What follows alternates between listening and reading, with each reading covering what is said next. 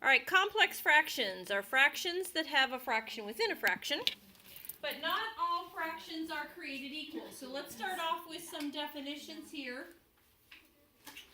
All right, the 2 over x is called the primary numerator. Yesterday I called it the big numerator. And the 4 over x cubed is called the primary denominator, or the big denominator.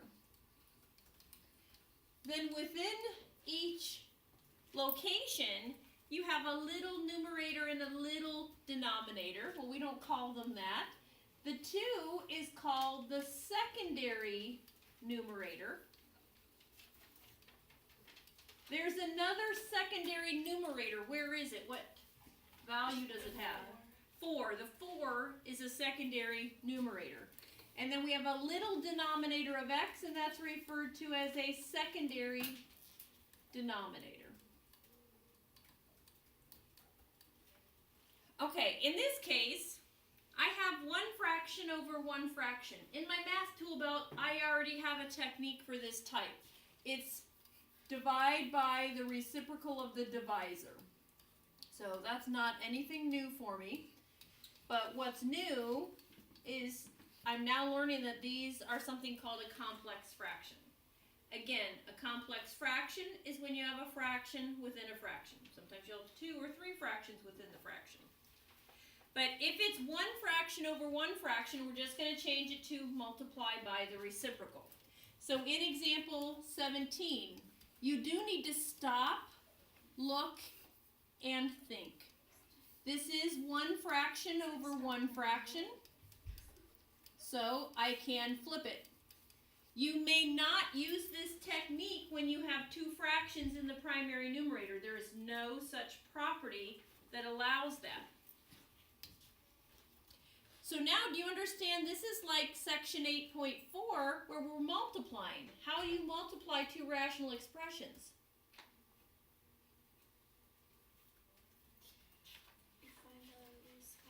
No, we don't need to do a LCD. We're multiplying. That's adding and subtracting. Factor and cancel. So this is x plus 3 times x plus 3. No, you're just thinking of our warm-up with what we did. And this one's x minus 5, x minus 5.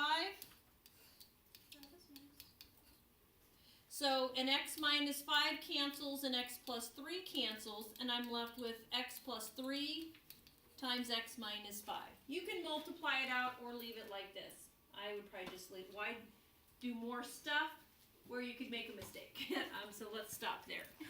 So again, we want to stop, look, and think. That's going to be our little mantra. Stop, look, and think. If it's one fraction over one fraction, we can just multiply by the reciprocal. Now, in example 18, I cannot use this technique because I don't have one fraction over one fraction. However, if you remember from problem 31 in the textbook, we can actually create one fraction over one fraction. If I look up here at my primary numerator, the common denominator is 6. So I can multiply by 2 over 2. So that's x over 6 minus 2x over 6. In the primary denominator, there's a common denominator of 10, so I'll multiply by 2 over 2. So that's 2x over 10 minus 7 over 10. I still do not have one fraction over one fraction, so I can't do the flip thing. You cannot multiply by the reciprocal when you have sums and differences in either the primary numerator or primary denominator. So now I'm going to put this over the common denominator. But what's x minus 2x? Good. Negative 1x, or just negative x over 6. Unfortunately, 2x minus 7, those are not like terms. Now, do you see, with putting a little extra effort in here, I now have problems like example 16 and 17. I can then multiply by the reciprocal. And before I do the multiplication, do you see that 6 and 10 have a common factor of 2, so I could reduce that first. If I reduce it second, it's still the same thing. It's not a problem. And I'm not going to multiply out that denominator. I'm going to leave it factored. Alright, so we're going to do this again in example 19. In my primary numerator, what's the common denominator? X. So you're going to multiply by x over x. So that's 2 over x minus 4x over x. In the primary denominator, it's an x. And do you see how tempting it is to want to cancel those 2 over x's? It's like, oh, cancel me, you know, little Algebra 2 student. But you can't, like Little Red Riding Hood. No, you can't. We can't do that. So, I'm going to go ahead and put these over the common denominator. And I get 1 fraction over 1 fraction. You have to say, you are not a factor of 2 over x. I don't know about you, but math problems talk to me. They do. They say, factor, cancel. Combined like terms. They start to talk to me. So that must be mean I must be doing this a long time. So I get 2 minus 4x over 2 plus 3x. Yeah. Renew her meds.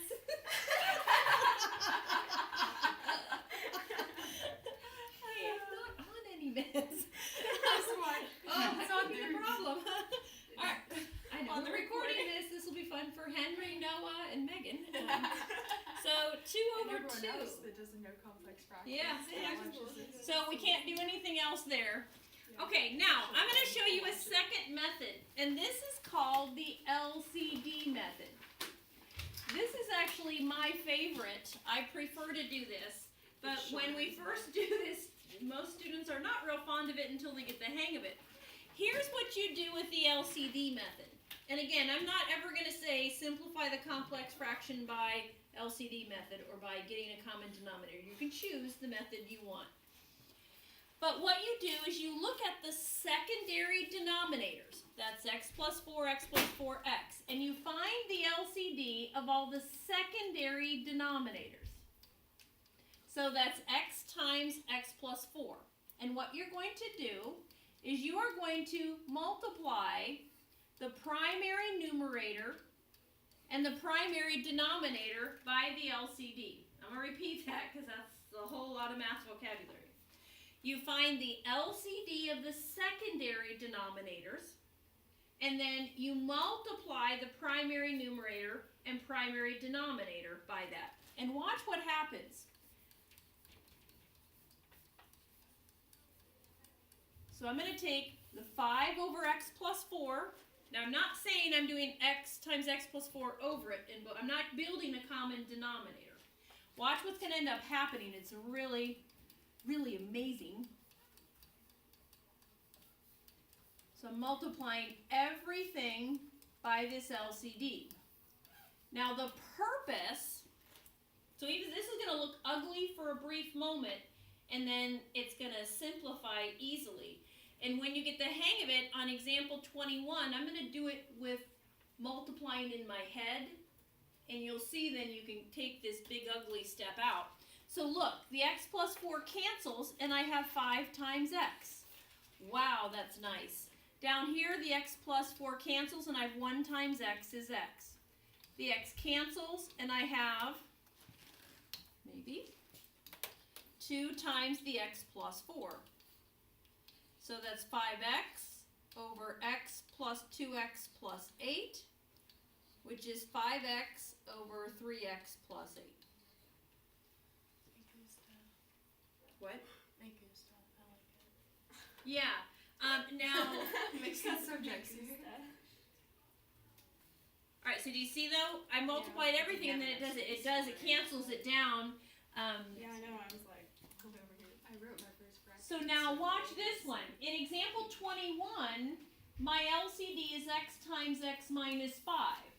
So watch. We're going to do this one mentally, so that the only ugly step is right here. Okay, this is the only ugly step, and we're going to skip it. We're going to take 6 over x minus 5. Do you see the x minus 5 would cancel, and you'd have 6 times x? The x would cancel, and you have 1 times the x minus 5. So do you see how you can mentally multiply and cancel, then it's not bad. Here, if I take 3 over x, the x cancels, and I have 3 times x minus 5. Minus, the x minus 5 cancels, and it's 2 times x. Wow, that's a lot easier. So the LCD method's my preference. So I get 6x plus x minus 5 over 3x minus 15 minus 2x. Collect my like terms. That's my final answer. I cannot cancel the 5 and the 15. All right, find a clean sheet of paper because we're going to try and get as many as we can in here. On your 8.5 worksheet, we had 13, 14, 15. That's going to be part of tonight's homework with the other worksheet. Oh, it's only for, you said 13, 14, 15? Yes, just those 3 problems with the We worksheet. have like you have. 2 minutes. We got this. Yes. I'm going to do one extra step here. If any of the secondary denominators are not factored, like 2x minus 2, we're going to factor it. So let's do the LCD method. Let's see how many we can get done in 3 minutes. So here we go. I have a 2, an x, and an x minus 1. Don't forget about the 2. So when I multiply, the x cancels, but I have the 2 and the x minus 1. Here the x minus 1 cancels, and I'm left with 2x. Here the 2 cancels, the x minus 1 cancels, and I have 1 times the x. So that's 4 times the quantity x minus 1 plus 6x over x.